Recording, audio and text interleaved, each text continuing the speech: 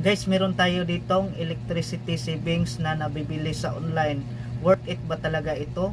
Talaga bang nakabawas ito ng electric bill natin? Sa tingin nyo guys, so ipakita ko sa inyo kung ano ang laman nito kasi sobrang gaan. Dapat yung mga ganitong saver ay mabigat kasi meron yang mga power bank sa ilalim. So ito parang plastic lang yung nagpabigat sa kanya. So try natin buksan kung ano ang laman. So makikita niyo yan, naka-sealed pa yan, hindi pa yan nabuksan. Kaya buksan natin guys.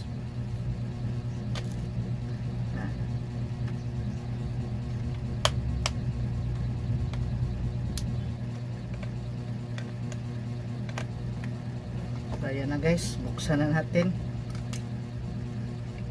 Wow, ano to? Ito lang palang laman guys.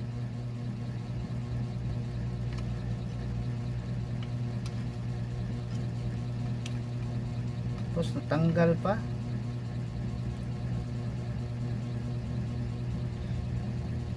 LED lang pala laman.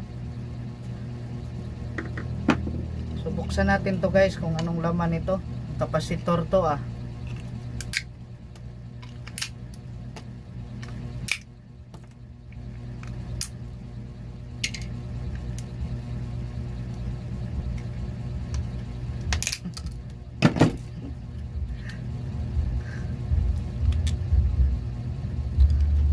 Ano to guys?